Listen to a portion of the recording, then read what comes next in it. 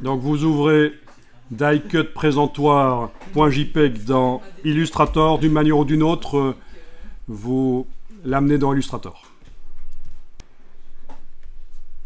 Voilà, je l'ai dans Illustrator.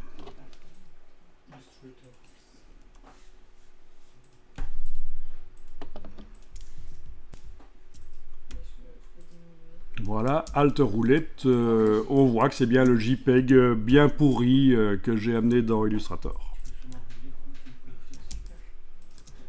Mais c'est la seule chose dont j'y dispose. On va dire. Évidemment, c'est pour l'exercice que je mets des contraintes, mais si vous ne disposez que de la version JPEG du présentoir, voilà. Alors, dans la palette des calques, oui, on a un calque avec l'image, oui, on va dire que c'est bon pour l'instant. Quoi qu'on pourrait faire ceci, on pourrait dupliquer le calque en l'amenant sur le Sync+. Le calque d'en bas, le renommer Backup. Le verrouiller, enlever l'œil. Donc dans ce calque-là, l'image se trouve. Elle se trouve aussi dans le calque 1 copie, forcément. Et là, je vais appeler ça die-cut vectoriel. Voilà. Et c'est là que je vais travailler avec l'image qui se trouve dans ce calque-là. Je vous rappelle l'autre calque backup, verrouillé, pas affiché, celui-là. On travaille dessus, l'image est sélectionnée. Et on va bien sûr vectoriser. Oui, vous pourriez redessiner tout à la plume manuellement, en utilisant éventuellement les symétries. Mais ici, on va tenter une vectorisation. Donc on fait apparaître menu fenêtre vectorisation de l'image. Oui, n'utilisez pas un bouton vectorisation d'image qui se trouverait quelque part ici. Ça, c'est moins bien. Il nous faut le panneau vectorisation d'image. Voilà.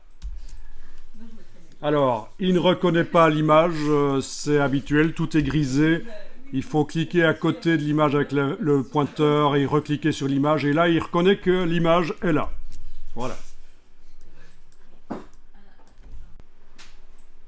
Donc au niveau vectorisation, on va passer dans la partie avancée. On va bien sûr décocher fond et laisser contour coché parce qu'on ne veut pas générer des formes qui ont l'épaisseur des lignes, mais on veut créer vraiment des lignes vectorielles. Est-ce que vous connaissiez ce système de vectorisation contour? Bon, super. Alors, la case aperçue ou la case vectorisée.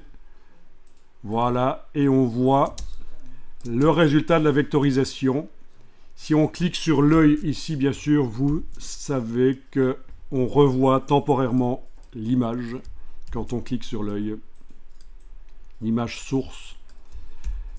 Mais donc, il y a seulement une partie des traits qui servent à générer des vecteurs ici. Donc on a un petit problème, il va falloir gérer ça avec le curseur seuil et avec le curseur épaisseur du contour à prendre en compte ici.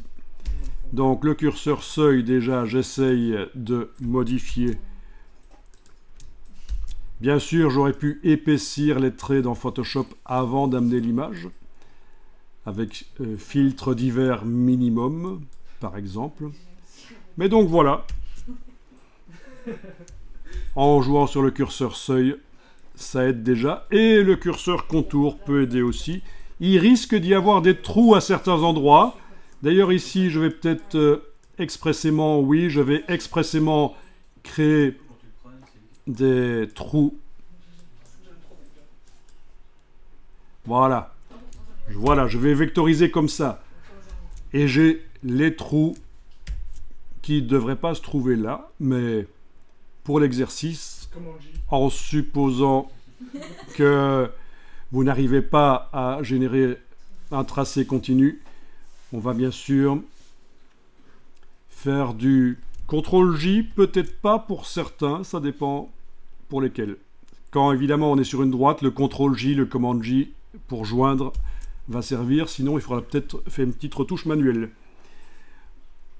Voilà. Bon, finalement, ici, j'ai pas dû modifier, mais s'il faut, il faut modifier ici aussi.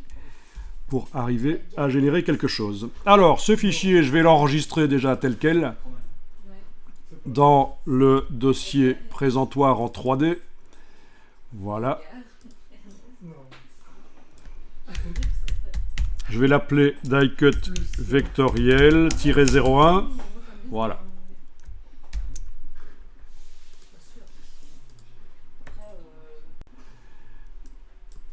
Je vais tout de suite enregistrer sous un autre nom pour être certain de garder le fichier 01 tel quel, au cas où je devrais retourner sur la version modifiable de la vectorisation, parce que, en fait, dans ce fichier ici, je vais décomposer la vectorisation, bien sûr, pour générer des vecteurs.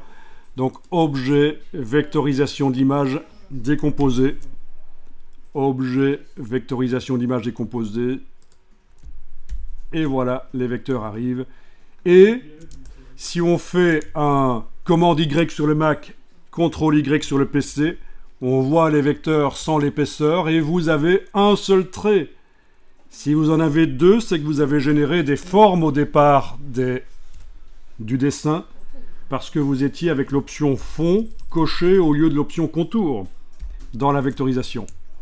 Et ça ne va pas du tout pour la suite. C'est foireux. C'est vraiment un trait qu'il nous faut. Ok, je peux rester en affichage sans les couleurs, donc en ayant fait commande Y, ce qui correspond donc à affichage aperçu ou affichage tracé. Voilà, c'est affichage tracé qu'il nous faut. Et là, on va repérer où sont les trous, s'il y en a.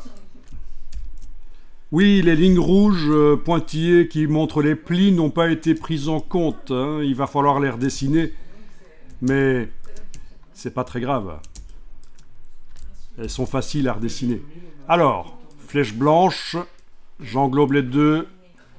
Voilà, je fais un commande J, ça marche. Ah tiens, je vais annuler ce commande J qui est là. On va faire comme si j'avais pas vu qu'à cet endroit-là, il y a un trou, parce que c'est tellement minuscule. Voilà, j'englobe celle-là. D'accord. Commande J. Voilà.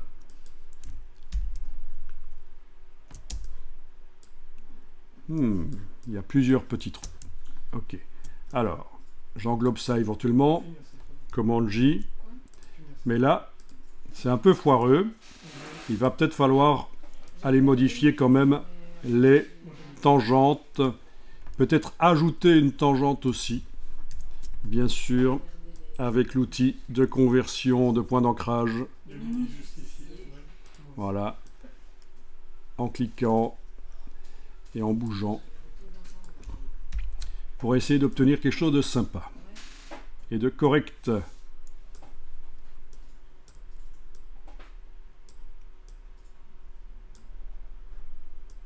Bien sûr, on pourrait utiliser la symétrie pour aller rechercher la courbe ailleurs. Tiens, tiens, ça colle. Affichage, menu affichage, je vais désactiver magnétisme du point pour arriver à bouger de manière plus libre. Ça ne marche toujours pas. Alors, affichage, repère commenté, je vais peut-être le désactiver, on va voir. À force, on va y arriver. Oui, voilà, là on arrive à bouger de manière libre, ça ne colle pas. Ce sera beaucoup mieux. Ok, on va dire que pour le travail ici, ça passe, la courbe comme ça. Il faudra aller retravailler quand même, hein, c'est pas parfait. Mais si c'est juste pour faire un mock-up, si on imagine qu'on a à notre disposition une machine de découpe, on va pouvoir découper un test. Bien.